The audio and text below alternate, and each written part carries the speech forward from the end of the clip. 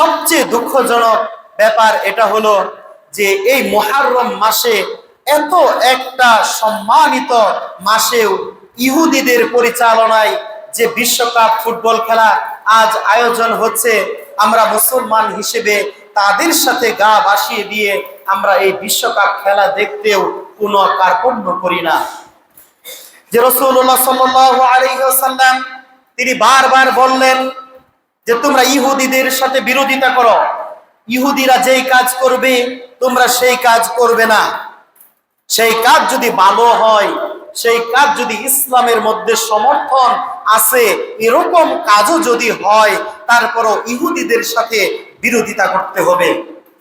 আজ বর্তমান সময়ে যত অন্যায়, যত মানুষের উপর জুলুম, যত অত্যাচার, ফিলিস্তিনিদের উপর যে অত্যাচার, গাজার ভিতরে যে অত্যাচার ইহুদি খ্রিস্টান যারা অমুসলিম তারা করতেছে, আজ আমরা এগুলো দু চোখে দেখতেছি, খবরের মধ্যে আমরা দেখি, এরপরও আমাদের গায়ের মধ্যে এতটুকু ইমানি জজবা, ইমানি পাওয়ার, ইমানি শক্তি জাগে না।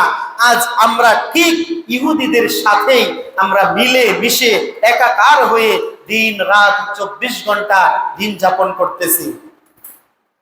যে ইহুদিদের খেলা পরিচালিত হচ্ছে বর্তমান সময়ে, আমরা মুসলমান হিসেবে তাদেরকে সাপোর্ট করি, তাদের জার্সি গায়ে দিয়ে আমরা রাস্তাঘাটে বেরিয়ে বেড়াই, নিজেকে খুব আমরা সাপোর্টার হিসেবে দাবি করি। আমি আর্জেন্টিনা, আমি ব্রাজিল, আমি অমুক দল, আমি অমুক দলকে সাপোর্ট করি, আমার দল জিতে গেলে আমি আরো বেশি আনন্দ ফিল করি, আর অন্য কোনো মানুষের দল যদি হেরে যায় আমি তখন খুশি থাকি। এরকম ভাবে আমরা আজ নিজেদের ইমানকে বিধ্বংসের দিকে নিয়ে যাচ্ছি। এটা আমরা স্বাভাবিক মাথায়, স্বাভাবিক অন্তরে আমরা চিন্তাও করি না। আমরা যদি এটা চিন্তা করতাম তাহলে অবশ্যই অবশ্যই আমরা ইহুদিদের সাথে বিরোধিতা করতাম। মহান আল্লাহ তাআলা যেরকম ভাবে এই মুহররম মাস সম্পর্কে, জিলহজ মাস সম্পর্কে, জিলকদ মাস সম্পর্কে, রজব মাস সম্পর্কে আমাদেরকে অবহিত করেছেন, আজ আমরা প্রত্যেকটা অবহিত করার পরেও, জানার পরেও আমরা নিজেদের সাথে মিলাতে পারতেছি না। নিজেদের আমল, নিজেদের ঈমান আমরা এখনো ঠিক করতে পারতেছি না। এটা আমাদের জন্য বড় ব্যর্থতা। এভাবে যদি আমরা দিন রাত অতিবাহিত করতে থাকি, যখন মৃত্যু আমাদের কাছে চলে আসবে, আমরা যখন কবরের ভিতর চলে যাব, তখন আফসোস করা ছাড়া আমাদের আর কোনো উপায় থাকবে না। আমি এখন যতই ব্রাজিলকে সাপোর্ট করি না কেন, যতই আর্জেন্টিনাকে সাপোর্ট করি না কেন, দিন শেষে আমার আমলের জন্য আমাকেই মহান রবের কাছে জবাবদিহি করতে হবে।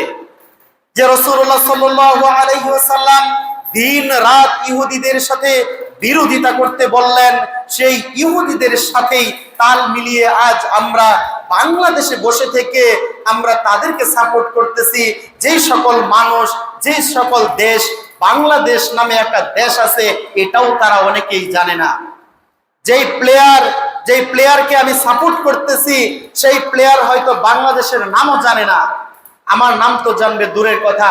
অথচ সেই প্লেয়ার যদি একটা গোল দেয় তাহলে আমার রক্ত গরম হয়ে যায়, আমি লাফালাফি শুরু করে দেই, আমি উত্তেজনা হয়ে যাই।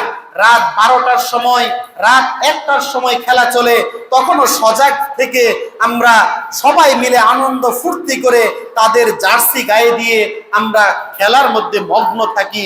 এই জবাব আমরা আল্লাহ তাআলার কাছে কি দিব? যেদিন মহান আল্লাহ তাআলা আমাদের কাছে প্রশ্ন করবেন, যেদিন জবাব চাবেন, সেদিন আমরা কি জবাব দিব মহান রবের সামনে? মহান আল্লাহ তাআলা তো প্রত্যেকটা নিয়ামত সম্পর্কে আমাদেরকে প্রশ্ন করবেন। সেদিন আমরা কি মহান রবের সামনে দাঁড়িয়ে এই প্রশ্নের উত্তরগুলো দিতে পারবো?